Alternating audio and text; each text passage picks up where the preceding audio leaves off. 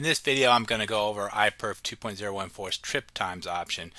Basically, with the trip times, what it's saying is it's saying that I want to measure write to read latencies or write to read times in both UDP and TCP.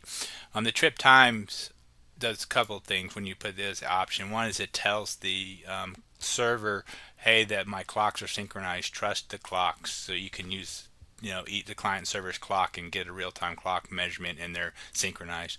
To do that, what I do is in these two computers is I actually have a GPS synchronized uh, oven controlled oscillator. So these oscillators are really good, and they're time synchronized to the atomic clock on GPS.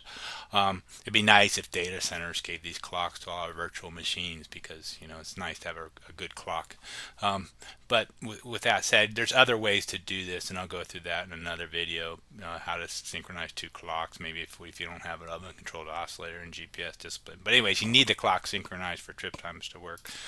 So trip times works with both the server and on TCP and the UDP, but it's mostly interesting in my opinion for TCP. Other people might find it, and let me go ahead and clear that from the beginning.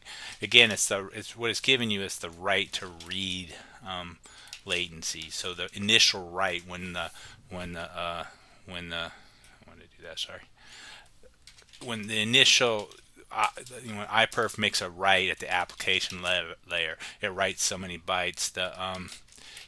It's when that write completes isn't defined when that write comes back to the write application. It's actually when the read finishes on the client, because you're moving a block of memory from computer 1 to computer 2, and you want that memory to be completely moved. And that's the time it takes. That's the overhead associated with the memory copy of a distributed memory copy, for lack of a better way to describe it. Let me put a 1 in there. So with the trip times on TCP, you add, it's a long option.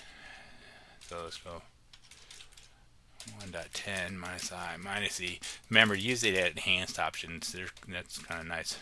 So minus trip time. Well, I think you can do either one, plural or not. And so with plural, let's see what happens. I made the interval. I needed an interval for the I. Okay. So of course, with this trip times, it's going to be read on the client side. The server side, because it finishes the action. The client does the write, but that's only the partial. The server finishes the write. So the server will have the trip times, it's listed under burst, and it'll measure it in latency. So this is an average, a min max. In this particular case, it's even though the network latency is pretty low, well, let's do BBR, get it even lower. It's interesting that the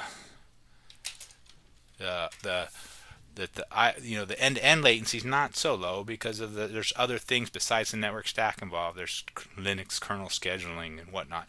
So the average is almost 4 milliseconds, which may align with Linux thread scheduling. So let's try something interesting, which I found interesting. I haven't debugged exactly that. Let's bump up the window size a little bit. I think that will do it. Let's see what happens. Yeah, not with the bigger window. What you're noticing is the trip times are significantly lower. I haven't debugged exactly why that's happening, but that'd be interesting to go and figure out what's going on. Why is that the trip times lower? And it probably has to do with the aggregations of the writes, and so there's less thrashing of the scheduler on would be my guess. But I haven't dug into it to know exactly why yet. But anyways, the idea is to use dash trip times to get end-to-end write to read latencies, which is really actually a more important metric than people realize. We're sort of stuck on this throughput thing, but that's not reality. Throughputs, we want to look at other aspects of network performance more than just throughput. Okay, hopefully this will be helpful to you.